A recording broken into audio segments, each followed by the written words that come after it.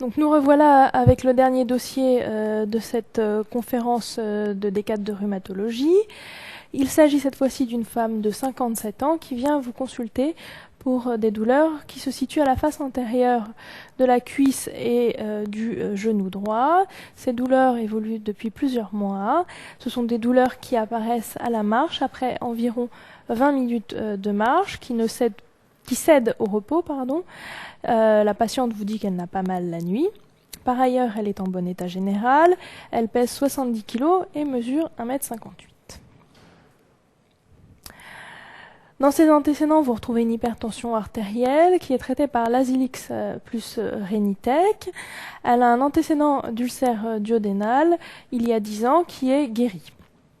Cliniquement, vous retrouvez une discrète amyotrophie quadricipitale droite, des douleurs imprimées à la hanche lors des mouvements de la coxo-fémorale et une rotation interne un peu limitée.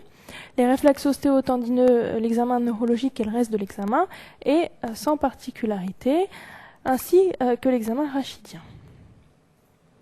Sa radiographie est la suivante.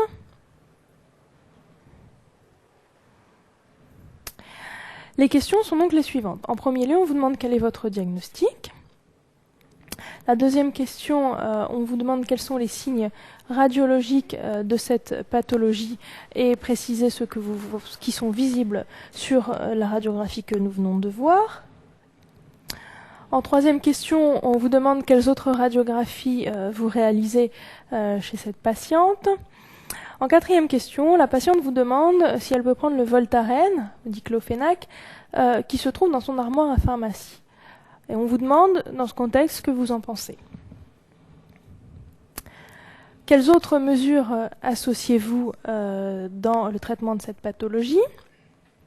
La sixième question, on vous demande quel examen doit être impérativement refait au cours de la première année de suivi et pourquoi faut-il le refaire? En septième question, on vous demande quels sont vos autres paramètres de suivi. Et en dernière question, elle vous demande, la patiente, si compte tenu de sa radiographie, vous pensez qu'il faille lui proposer une prothèse de hanche. Donc, concernant la première question, quel est votre diagnostic ? Diagnostic ici, au vu de la radiographie, était celui d'une coxarthrose droite, qui était a priori primitive, car on ne retrouvait pas d'argument ni radiographique ni clinique pour une cause secondaire. En particulier, sur le plan radiographique, il n'y a pas de signe de dysplasie de hanche et pas non plus d'antécédent familial, et il n'y a pas non plus d'antécédent traumatique. On vous demandait d'interpréter sa radiographie. Donc, sur cette radiographie, nous reverrons donc les signes. Il existe des signes caractéristiques de coxarthrose droite, c'est-à-dire qu'il existe un pincement de l'articulation coxo-fémorale droite.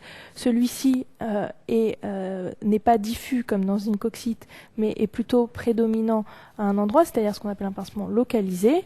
Il est plutôt polaire externe. On retrouve une condensation de l'os sous-chondral, des ostéophytes, ici avec une forme particulière qu'on retrouve dans la coxarthrose des ostéophytes en collerette, et on retrouve aussi des géodes sous-chondrales qu'il ne faut pas confondre avec les érosions de la polyarthrite rhumatoïde et des rhumatismes inflammatoires. Donc, comme vous pouvez le voir sur cette radiographie, le pincement prédomine ici en polaire externe. Vous retrouvez des géodes sous-chondrales, ici il y en a une, ici aussi. Vous retrouvez des ostéophytes en collerette, par exemple ici ou encore ici.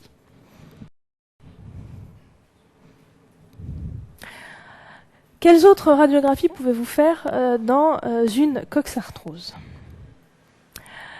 Concernant les radiographies de l'articulation atteinte, mais aussi celle de l'autre côté. Vous pouvez faire une radiographie de hanche de face qui complète le bassin de face. Et si vous devez demander un profil dans la coxarthrose, vous demandez un faux profil de Lequen, et non pas un profil tout simple. Si vous demandez un profil tout simple, on vous rendra un profil chirurgical, et vous ne pouvez absolument pas analyser l'interligne coxo-fémorale sur un profil chirurgical de hanche. En rhumato, vous devez toujours faire des radios bilatérales et comparatives. On ne sait pas interpréter un côté sans l'autre. Et dans le cadre des douleurs projetées, vous demandez, et aussi des polyarthroses, vous pouvez demander des radiographies de genoux, de face et de profil pour voir s'il n'y a pas une gonarthrose associée. C'est pas le plus important, c'était coté uniquement à un point. Pour la question suivante, donc votre patiente avait du Voltaren, des anti-inflammatoires dans son armoire à pharmacie, et elle vous demande si elle peut le prendre. Qu'en pensez-vous? Tout d'abord, chez cette patiente, il y a deux pathologies qui posent des problèmes avec les anti-inflammatoires. Une hypertension artérielle. L'hypertension artérielle en elle-même pose un problème avec les anti-inflammatoires parce que les anti-inflammatoires peuvent être une cause d'hypertension artérielle, et le traitement qu'elle prend ici pour son hypertension artérielle pose aussi un problème avec les anti-inflammatoires non stéroïdiens. Elle prend des diurétiques de Lens et des inhibiteurs de l'enzyme de conversion. Et on sait que IEC plus AINS, ça fait mauvais ménage. Il y en a un qui vasoconstricte l'artériole afférente, l'autre qui vasodilate l'artériole efférente, et le risque est l'insuffisance rénale oligo-anurique, un peu majoré par les diurétiques. Donc c'est une association, un cocktail assez contre-indiqué. Le deuxième problème qui peut exister avec les anti-inflammatoires, c'est les ulcères gastro-duodénaux, et votre patiente avait un antécédent d'ulcère. Alors si elle avait juste eu son antécédent d'ulcère guéri, en rajoutant des IPP, c'est pas une contre-indication formelle aux anti-inflammatoires. Si c'était une pathologie type spondylarthrite et une patiente jeune, vous auriez changé son traitement pour son HTA, mis des IPP, et vous auriez pu la traiter par anti-inflammatoire non stéroïdien. Il n'y a jamais de contre-indication formelle, tout est basé sur un rapport bénéfice-risque. Ici, elle n'est pas âgée, elle a 57 ans, mais elle est plus toute jeune.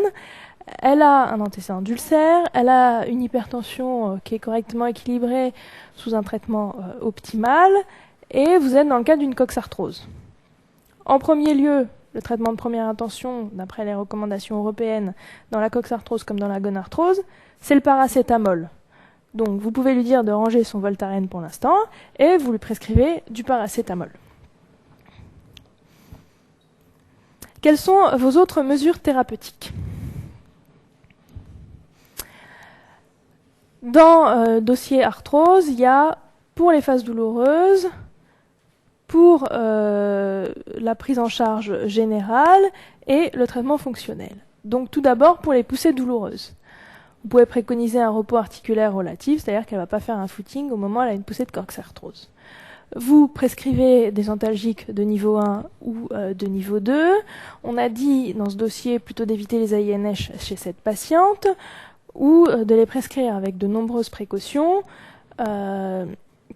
si jamais ça résiste au paracétamol à bonne dose ou aux antalgiques de niveau 2. Doivent se discuter dans un dossier d'arthrose, coxarthrose ou gonarthrose, la prescription de traitements anti-arthrosiques d'action lente. Dans un dossier gonarthrose, moi je le mettrais volontiers de façon systématique, puisqu'il y a certaines études qui montrent que ça peut avoir un effet structurel. Dans un dossier de coxarthrose, l'effet est essentiellement symptomatique. On sait qu'il n'y a pas beaucoup d'effets secondaires de ces traitements. Donc dans les recommandations européennes, on vous dit que vous pouvez prescrire un traitement anti-arthrosique d'action lente, car il n'y a pas beaucoup d'effets secondaires et que ça peut avoir un effet symptomatique. C'est pas une obligation, mais vous pouvez le mettre. Enfin, dans la hanche, contrairement au genou, on évite un peu les traitements locaux. On va moins facilement à l'infiltration au niveau de la coxo-fémorale qu'on irait à une infiltration au niveau du genou. Mais ça peut être utile en cas de poussée qui ne répond pas bien aux antalgiques. Et sous contrôle radiographique, l'infiltration de la hanche. Ensuite, en dehors des phases douloureuses, comme je vous l'ai dit, c'est premièrement, dans un dossier comme ça de pathologie chronique type arthrose, vous devez caser le mot éducation quelque part. Éducation du patient. Donc, premièrement, des règles hygiéno-diététiques, c'est-à-dire un régime hypocalorique. Ici, elle était un peu en surpoids. C'est moins fondamental à la hanche qu'au genou, mais vous devez quand même le mettre. Des mesures d'économie articulaire et des mesures de type kinésithérapique en dehors des poussées. Tout à l'heure, pareil que dans le dossier de spondylarthrite, des mesures de kinésie, c'est-à-dire qu'elle va faire quelques séances, et pendant ces séances, elle doit apprendre les mouvements pour pouvoir les faire ensuite chez elle, et donc c'est-à-dire l'apprentissage d'un autoprogramme.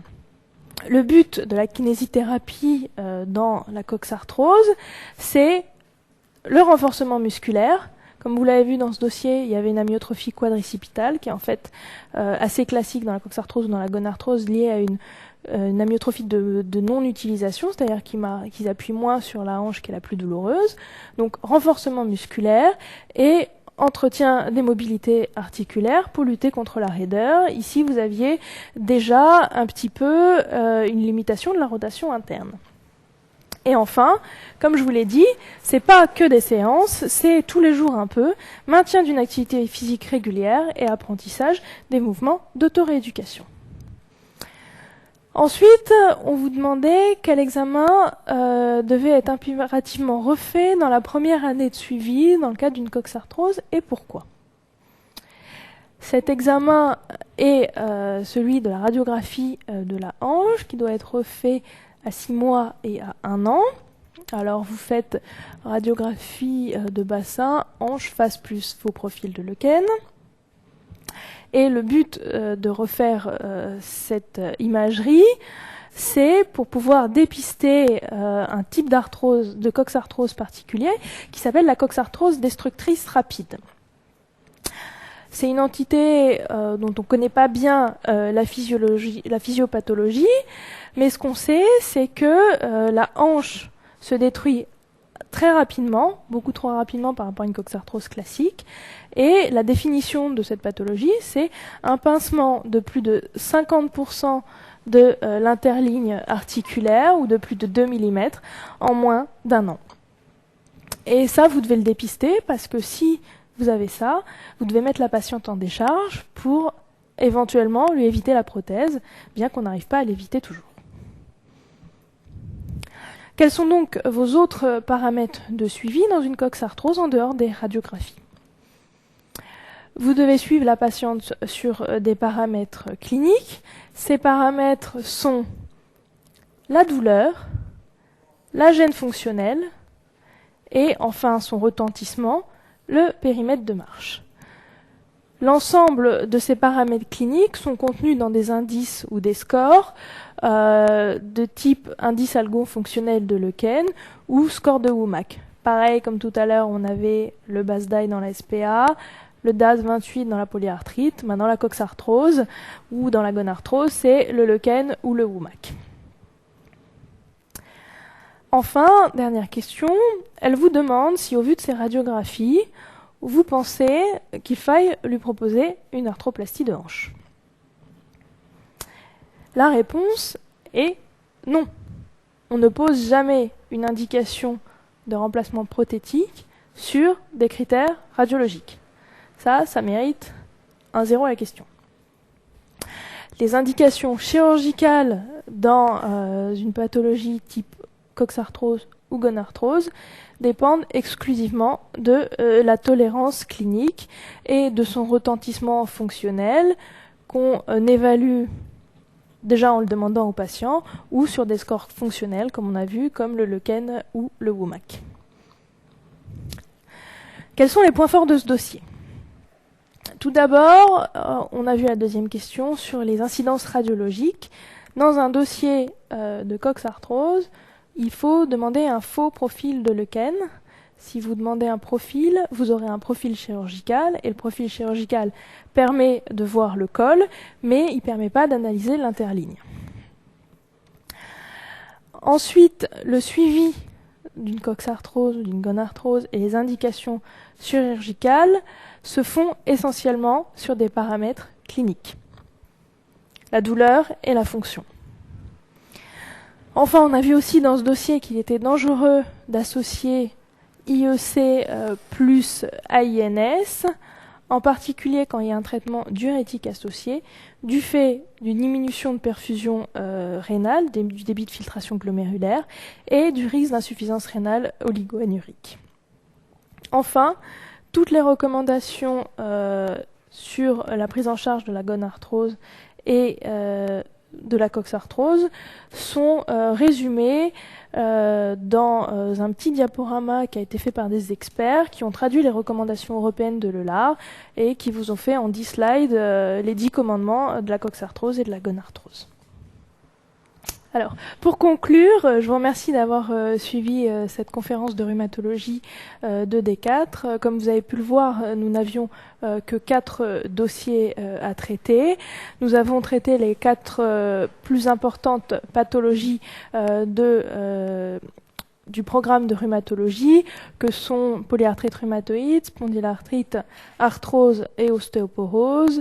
Mais il faut bien entendu réviser le reste de la rhumatologie. Au revoir et à bientôt.